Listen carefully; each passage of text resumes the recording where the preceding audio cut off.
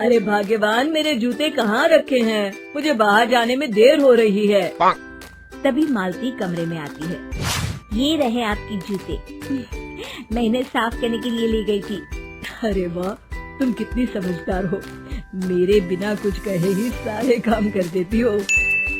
तभी मालती झिझकते हुए रमेश से कहती है, सुनिए जी, आपसे एक बात कहूँ, बुरा तो नहीं मानेंगे ना? अरे नहीं नहीं, बेफिक्र होकर कहो।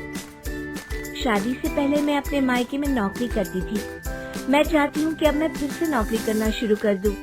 वैसे भी सारा दिन घर में बोर हो जाती हूँ।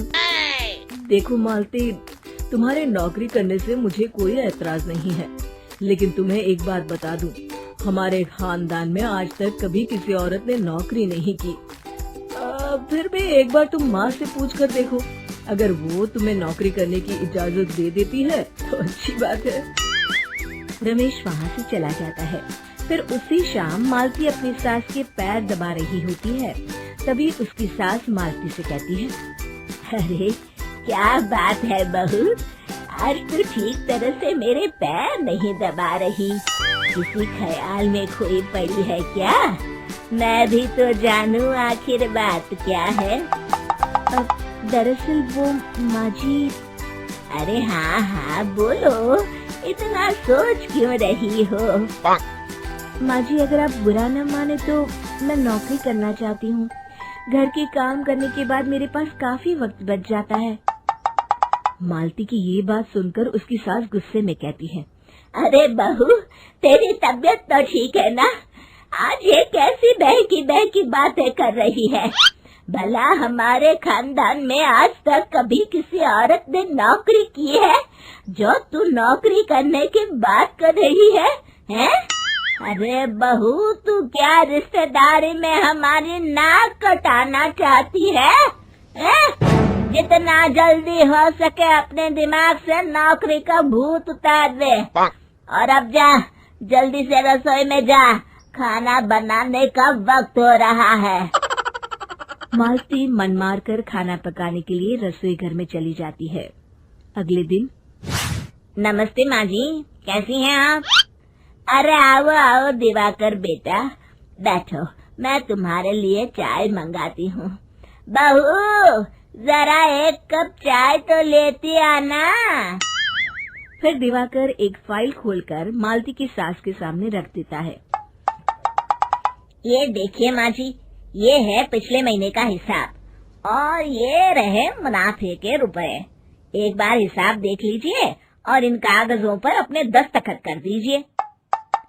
अरे दिवाकर बेटा, मैंने भला आज तक कभी तेरा हिसाब देखा है जो अब देखूंगी? ला बता, कहाँ दस्तखत करूं? तभी मालती चाय लेकर वहाँ आ जाती है और अपनी सास को बिना कागजातों को पढ़े इस तरह लापरवाही से दस्तखत करते हुए देखकर हैरान रह जाती है। अच्छा माँ जी, अब मैं चलता हूँ, फैक्ट्री में बहुत काम है। फिर दिवाकर वहाँ से चला जाता है। कुछ दिनों बाद मालती बाजार में कुछ सामान खरीद रही होती है। तभी एक बूढ़ा आदमी उसे आवाज देता है, अरे मालती बेटी, कैसी हो? मुझे पहचाना? मैं तुम्हारी कंपनी में मुनीम का काम करता हूँ। हाँ चाचा जी, मैं आपको बिल्कुल पहचानती हूँ। कहिए, कैसे हैं आप? मैं तो ठीक हूँ, कंपनी में कुछ भी ठीक नहीं चल रहा, यहाँ तक कि हमें ठीक वक्त पर तनख्वाह भी नहीं मिलती। ये आप क्या कह रहे हैं? अब क्या बताऊँ, आप लोग तो कभी हिसाब किताब देखने दफ्तर आते नहीं। मेरी मानो तो एक बार आप लोग दफ्तर आकर सारा हिसाब किताब देख लो, आपको असलियत पता चल जाएगी। अच्छा बेटी, अब मैं चलता हूँ, देर हो रही है। फिर वो बूढ़ा वहाँ से चला जाता है। वहीं दूसरी तरफ मालती घर पहुंचकर अपनी सास को सारी बात बताती है। तभी वहाँ रमेश भी आ जाता है, लेकिन मालती की सास मालती की किसी भी बात पर विश्वास नहीं करती। तभी रमेश कहता है, अरे माँ, बिना आग के कभी धुआं नहीं उठता। जब मालती इतना कह रही है तो हमें एक बार दफ्तर चलकर देख लेना चाहिए। वैसे भी हम लोग काफी दिन से अपने दफ्तर नहीं गए हैं। इस तरह किसी एक आदमी के भरोसे काम छोड़ना मुझे भी ठीक नहीं लगता। अगले दिन वे सभी अपने दफ्तर पहुंचते हैं और सीधे दिवाकर के कैबिन में जाते हैं। अचानक सबको एक साथ देखकर दिवाकर चौंक जाता है। अरे माँ जी, आप सब लोग अचानक यहाँ कैसे आ गए? अगर कुछ काम था तो मुझे एक फोन कर दिया होता, मैं आपके घर आ जाता।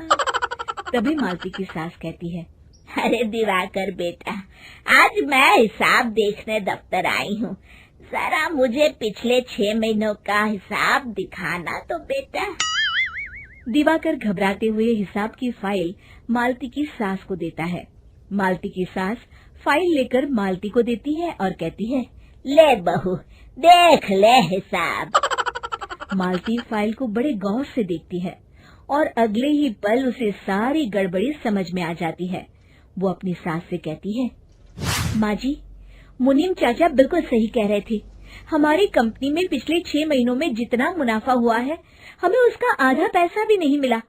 यूँ समझ लीजिए कि 1 रुपये में सिर्फ चवन्नी ही हमारे हाथों में आई है। मालती की बातें सुनकर मालती की सास गुस्से से दिवाकर को पूछती है, क्यों दिवाकर, मेरी बहू जो कह रही है वो सच है? दिवाकर समझ जाता है आज उसका भांडा फूट चुका है। वो गिड़गिड़ाते हुए कहता है, मुझे माफ कर दीजिए माँ जी, मैं पैसों के लालच में अंधा हो गया था। अरे वाह दिवाकर, तू तो एक नंबर का चोर निकला। इतने दिनों से मैं तुझ पर आंख बंद करके भरोसा करती रही और तू मुझे ही चुना लगाता रहा। अभी के अभी निकल यहाँ से और दोबारा अपनी शक्ल मत दिखाना। दिवाकर वहाँ से भाग जाता है। मालती की सास मालती को शाबाशी देते हुए कहती है, बहू, आज मैं समझ गई कि पढ़ाई लिखाई हमारी जिंदगी में कितनी जरूरी है। मैं बहुत किस्मत वाली हूँ जो मुझे तुझ जैसी बहू मिली है। शिक्षा, पढ़ाई लिखाई का इस्तेमाल सही जगह करके हम दुनिया में बहुत कुछ बदल सकते हैं।